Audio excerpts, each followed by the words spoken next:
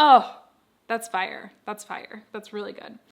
Hey there, what's up? Welcome back to my channel, or welcome if you're new. If you're new, I'm Latasha. I got my start as a freelance social media manager, but now I do a lot of different things, including online education for entrepreneurs, social media managers, and course creators.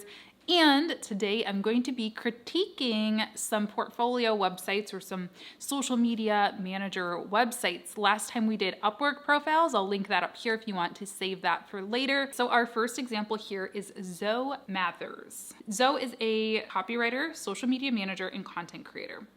And the headline here says freelance copywriter, social media manager, and content creator. So the first tip or the first piece of feedback I already have is it's pretty repetitive. Have that underneath the headline and then the main website headline. So maybe that's something that you might want to explore, doing like a nice little logo. You could do like a signature or do some kind of a fun font for this Zoe Mathers headline, and then just keep the long text as this initial larger headline. By the way, I'm not a web designer, if that was not made abundantly clear. So I'm not necessarily going to be critiquing the designs of the website as much as just the usability and the marketability. But I will say the first place that my eyes went to was this wonderful headshot of you. You know, I think this is a great example of just a simple, nice headshot. You don't need anything super over the top. I think a lot of times people think, oh, I'm building a website, I need to hire a photographer, I need to, rent this expensive suit or something. You know, this looks like very natural and normal, and I love it. It's a beautiful photo of you, but it's nothing too like over the top, and I actually really like that. It has a certain level of personability to it. I love the conversational tone of your website. I think you know what you're doing. You're a copywriter, so we can learn a lot from that. If we go over to the about page, again, this looks fantastic. I love how personal your about is. It's very conversational. I feel like I'm learning a little bit about you, which is fun, learning about the types of books you like to read and kind of where you live and things like that. Now, what I will say, I think the about section was really good, but I will say putting myself in the client's shoes, I didn't start to feel myself introduced on this website until like the third paragraph on your about page. So if you go back to your home page, I'm not really feeling myself anywhere on this. I mean, sure, if I'm a copywriting or social media, I'm on the search for those things. I guess I see those needs addressed here, but I'm not really feeling like you're speaking to me. Like that's what I feel like is missing from this is who do you want to work with? What do you want to help us do?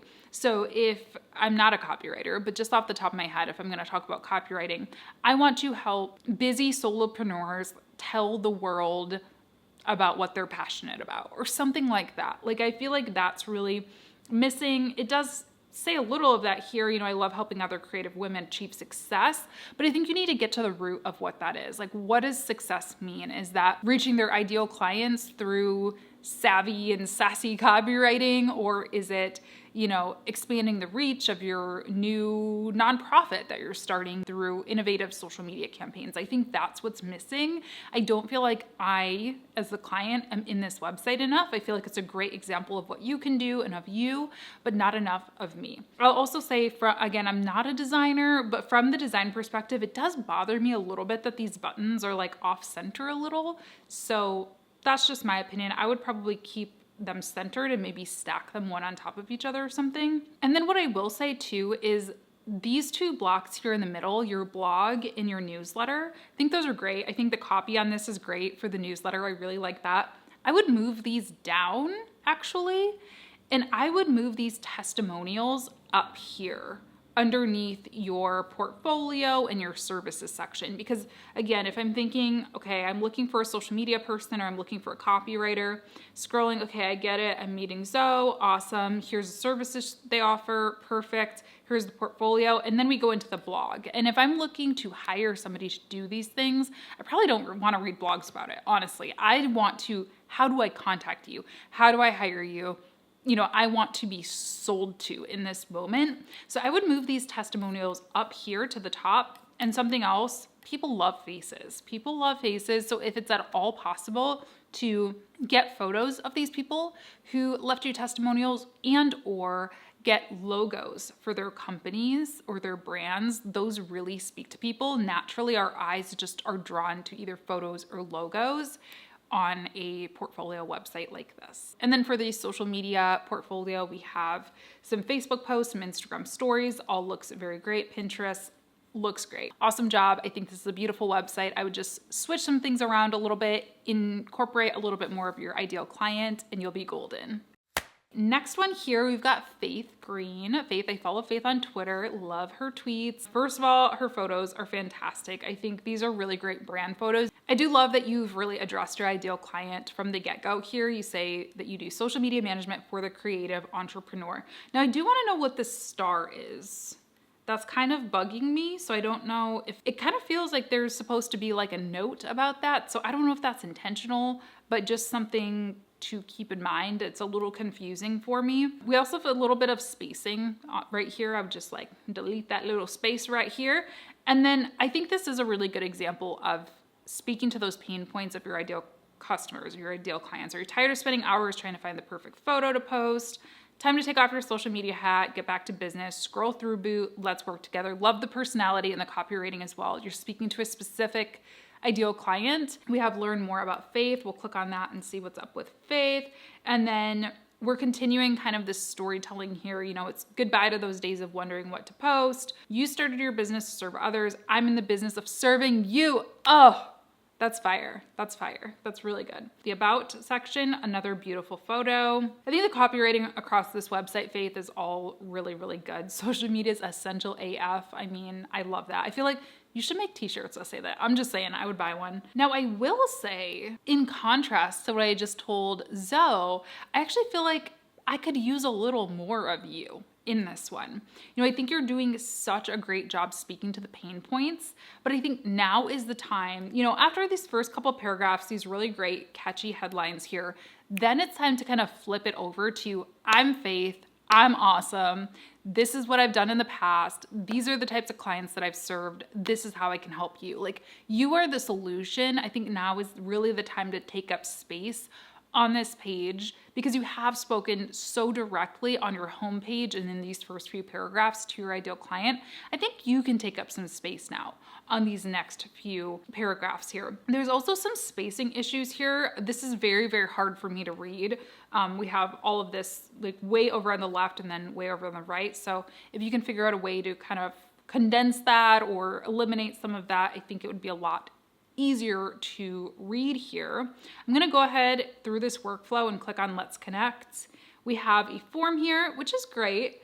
Nothing wrong with that. But I will say, I always love to see a discovery call link. The second that I added a discovery call link, and maybe not the second. Okay, maybe not the second. But if you're actively looking to get booked, if you're looking for new clients, adding a discovery call link can really help increase the amount of leads that you're getting.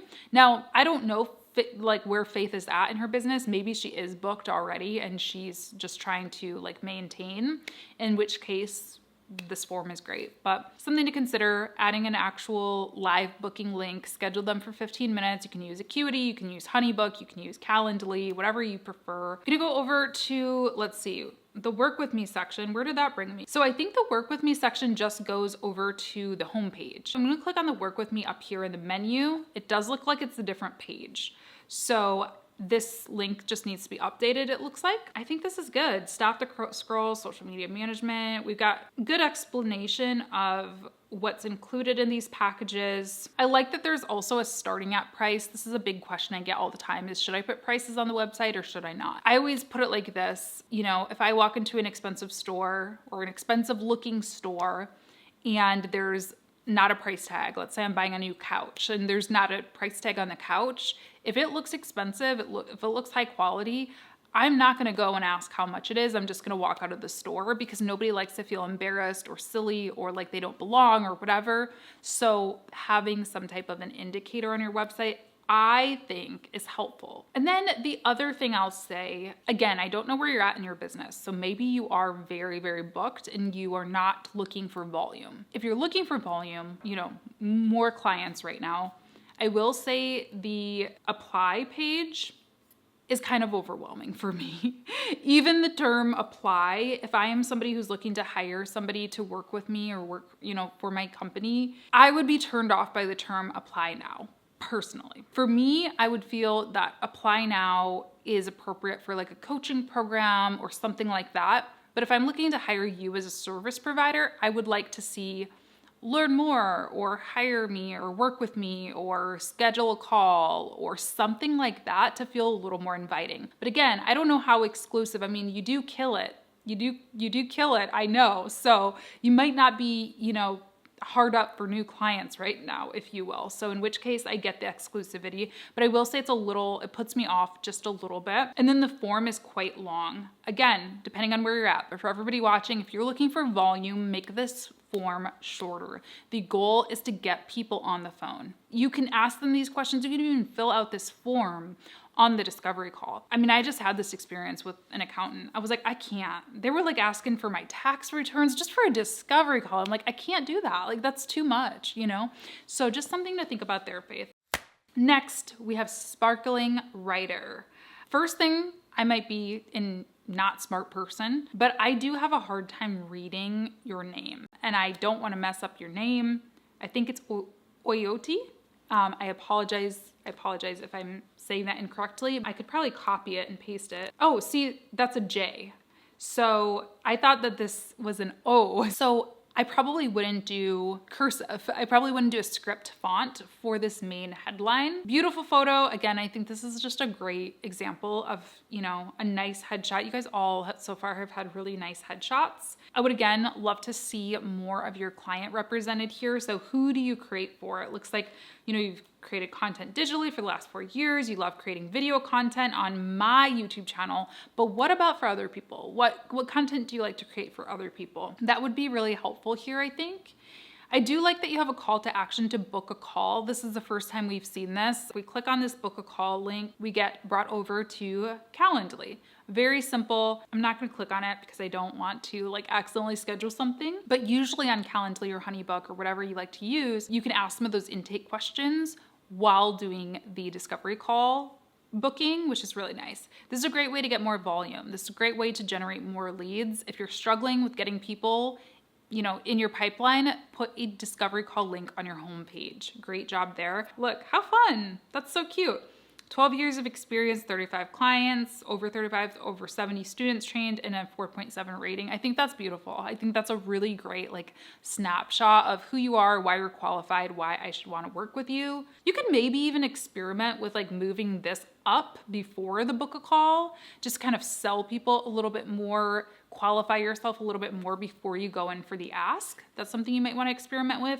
And then down here, I will say, this is a lot. This is a lot.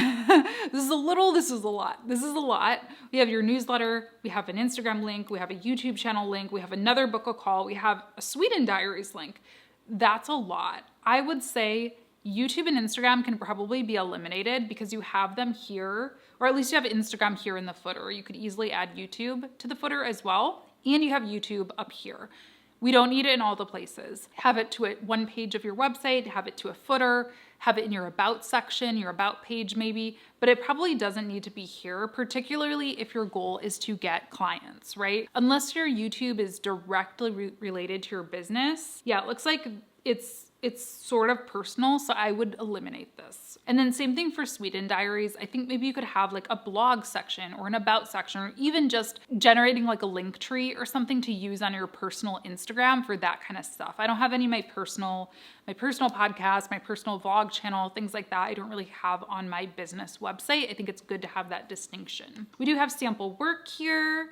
I put my heart in my work. I think this all looks very, very good. Blog work, and then consultation call at the bottom of the portfolio is fantastic. It's really great that you're having that call to action there. Testimonials, beautiful. Now, I love that you have these logos here. And I think this is another great thing that could actually be added to the homepage. Remember, people really scan for logos and headshots.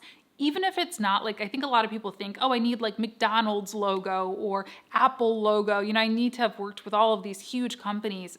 honestly, logos in general really act as a form of social proof. So if you could add that onto your homepage, like at the bottom, replace some of that YouTube stuff with like a little banner, whatever, of logos, that would really help with the social proof stuff. You even have some video testimonials, so that's really great. Social proof here.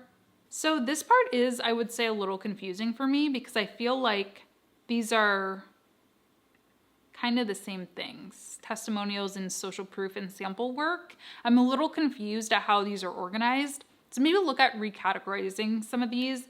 I mean, I think like some of these results where you have we're showing reach, that could be in the sample work, or maybe you change sample work to case studies or examples of work or something like that. But you probably don't need 3 pages for work that you've done. We also have a coaching page for virtual assistants, which I think looks good. For the purpose of this video, I'm really just going over social media management stuff, but I think that looks good. And then you have a pricing guide. Now, the range is kind of, there's a lot. This is a large range. 200 to 10,000 that's 2 completely different clients. It looks like when I click on the individual services, it doesn't really drill down at all either into pricing. So that's something that I would like to see. I would either like to see maybe social media management is between 200 and 800, video marketing is between 5 and 10,000, and digital marketing, do you know what I mean? Like break that up a little bit. And then I would also say just in general, 200 to 10,000, like I said, that's 2 very different clients. So I would probably like raise your minimum price, because I mean, unless somebody's hiring you to do like one YouTube thumbnail or something, you probably shouldn't be charging $200 for any of the things that you offer. And even if you are, like, let's say you charge $200 a blog post, my advice to you would be to at least try to book packages of them. So maybe you do starting at $1,000 and you book, a pack of, 5 blogs, as opposed to selling one-off blogs for $200. All right, I think I'm going to stop there and pause for next time. If you enjoy these videos, please let me know. I have a ton of websites that were submitted. I asked for them over in my YouTube community tab, by the way, so if you'd like to add yours to the queue, go ahead and drop it in there. I'll leave a link to that post down below as well. But yeah, if you like these videos, please let me know by thumbsing up the video and commenting down below so I know to continue doing them. Thank you again to the 3 ladies who volunteered to be reviewed today. I think they have beautiful websites, and I will link them down below in the description box as well if you're interested in hiring them or just, connecting with them. Thanks so much. I will see you in my next video. Have a great day.